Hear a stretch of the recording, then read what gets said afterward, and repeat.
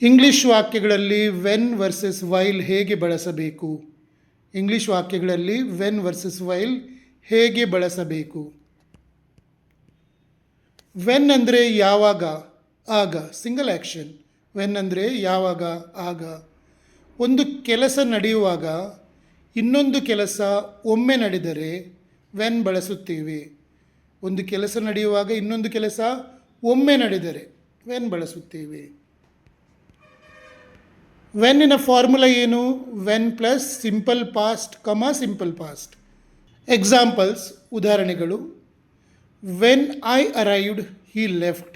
ನಾನು ಬಂದಾಗ ಅವನು ಹೊರಟನು. When the phone rang I answered it. Phone ಮೊಳಗಿದಾಗ ನಾನು ಅದನ್ನು ತೆಗೆದೆ. When she saw me she smiled. ಅವಳು ನನ್ನನ್ನು ನೋಡಿದಾಗ ಅವಳು ನಕ್ಕಳು. When the power went out I lit a candle. Current ಹೋದಾಗ ನಾನು ಮೇಣದ ಬತ್ತಿ ಹಚ್ಚಿದೆ. ವೈಲ್ ಅಂದರೆ ಆ ಸಮಯದಲ್ಲಿ ಇದ್ದಾಗ ಮಾಡುವಾಗ. ಇದು ಕಂಟಿನ್ಯೂಸ್ ಆ್ಯಕ್ಷನ್. ವೈಲ್ ಅಂದರೆ ಕಂಟಿನ್ಯೂಸ್ ಆ್ಯಕ್ಷನ್. ಎರಡು ಕೆಲಸಗಳು ಒಂದೇ ಸಮಯದಲ್ಲಿ ನಡೆಯುತ್ತಿದ್ದರೆ ಕಂಟಿನ್ಯೂಸ್ ಆ್ಯಕ್ಷನ್ಸ್ ವೈಲ್ ಬಳಸುತ್ತೇವೆ. ಎರಡು ಕೆಲಸಗಳು ಒಂದೇ ಸಮಯದಲ್ಲಿ ನಡೆಯುತ್ತಿದ್ದರೆ ವೈಲ್ ಬಳಸುತ್ತೇವೆ. Formula while plus past continuous past continuous ಅಥವಾ simple past. Examples, while I was studying my brother was watching TV. ನಾನು ಓದುತ್ತಿದ್ದಾಗ ನನ್ನ ಸಹೋದರ ಟಿ ವಿ ನೋಡುತ್ತಿದ್ದನು. While she was cooking I was cleaning the room. ಅವಳು ಅಡುಗೆ ಮಾಡುತ್ತಿದ್ದಾಗ ನಾನು ಕೊಠಡಿಯನ್ನು ಸ್ವಚ್ಛಗೊಳಿಸುತ್ತಿದ್ದೆ. While they were playing it started to rain. ಅವರು ಆಟವಾಡುತ್ತಿದ್ದಾಗ ಮಳೆ ಶುರುವಾಯಿತು. While I was driving it was snowing. ನಾನು ಡ್ರೈವ್ ಮಾಡುತ್ತಿದ್ದಾಗ ಹಿಮ ಬೀಳುತ್ತಿತ್ತು. ಕಂಪೇರ್, ವೆನ್ ಒಂದು ಘಟನೆ ನಡೆಯಿತು ಸಿಂಗಲ್ ಆ್ಯಕ್ಷನ್, ವೈಲ್ ಕೆಲಸ ನಡೆಯುತ್ತಿರುವಾಗ ಕಂಟಿನ್ಯೂಸ್ ಆ್ಯಕ್ಷನ್. ಅಂದರೆ ಕಂಟಿನ್ಯೂಸ್ ವಾಕ್ಯ ಬಂದಾಗ ವೈಲ್ ಉಪಯೋಗಿಸಿ, ಸಿಂಪಲ್ ವಾಕ್ಯ ಬಂದಾಗ ವೆನ್ ಉಪಯೋಗಿಸಿದೆ. ಉದಾಹರಣೆಗೆ, when I came while I was coming, ಈ ಥರ ಬರ್ತದೆ. When the bell ರ್ಯಾಂಗ್ the students entered the class.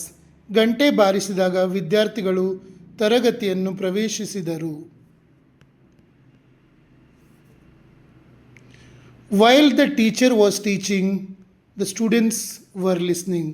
ಶಿಕ್ಷಕರು ಬೋಧಿಸುತ್ತಿದ್ದಾಗ ವಿದ್ಯಾರ್ಥಿಗಳು ಕೇಳುತ್ತಿದ್ದರು. When I came home my mother was cooking. ನಾನು ಮನೆಗೆ ಬಂದಾಗ ನನ್ನ ತಾಯಿ ಅಡುಗೆ ಮಾಡುತ್ತಿದ್ದರು. While my mother was cooking I came home. ನನ್ನ ತಾಯಿ ಅಡುಗೆ ಮಾಡುತ್ತಿದ್ದಾಗ ನಾನು ಮನೆಗೆ ಬಂದೆ. When I woke up the birds were singing. ನಾನು ಎದ್ದಾಗ ಪಕ್ಷಿಗಳು ಹಾಡುತ್ತಿದ್ದವು. While the birds were singing I woke up. ಪಕ್ಷಿಗಳು ಹಾಡುತ್ತಿದ್ದಾಗ ನಾನು ಎದ್ದೆ. ನಿಮಗೆ ನನ್ನ ಟೀಚಿಂಗ್ ಮತ್ತು ರಿಸರ್ಚ್ ಇಷ್ಟವಾದಲ್ಲಿ ನನ್ನ ಪೇಜ್ ಫಾಲೋ ಮಾಡಿ ಮತ್ತು ಶೇರ್ ಮಾಡಿ. ನಿಮಗೆ 3 ತಿಂಗಳಲ್ಲಿ ಇಂಗ್ಲೀಷ್ ಕಲಿಬೇಕು, ಇಂಗ್ಲೀಷ್ನಲ್ಲಿ ಮಾತಾಡಬೇಕು, ಇಂಗ್ಲೀಷ್ನಲ್ಲಿ ಕಾನ್ಫಿಡೆನ್ಸ್ ಬೇಕು. ನೀವು ಏನು ಯೋಚಿಸ್ತೀರೋ ಆ ವಾಕ್ಯ ಸರಿ ಅಂತ ನಿಮಗೆ ಗೊತ್ತಿರಬೇಕು. ಹಾಗಾದರೆ ಏನು ಮಾಡಬೇಕು? ಕಾನ್ಫಿಡೆಂಟಾಗಿ ಇಂಗ್ಲೀಷ್ ಮಾತಾಡಬೇಕಾದ್ರೆ ಏನು ಮಾಡಬೇಕು? ಇಂಗ್ಲೀಷಲ್ಲಿ ತಪ್ಪಿಲ್ಲದೆ ಒಂದು ವಾಕ್ಯವನ್ನು ರಚಿಸಬೇಕಾದ್ರೆ ಏನು ಮಾಡಬೇಕು? ಇಂಗ್ಲೀಷ್ ಮಾತಾಡುವಾಗ ಆಗುವ ಭಯ, ಅಂಜಿಕೆ ಹೋಗಬೇಕಾದ್ರೆ ಏನು ಮಾಡಬೇಕು? ನನಗೆ ವಾಟ್ಸಪ್ ಮಾಡಿ. ನಾನು ನಿಮ್ಮ ಈ ಎಲ್ಲ ಪ್ರಾಬ್ಲಮ್ಗೆ ಸೊಲ್ಯೂಷನ್ ಹುಡುಕಿದ್ದೇನೆ.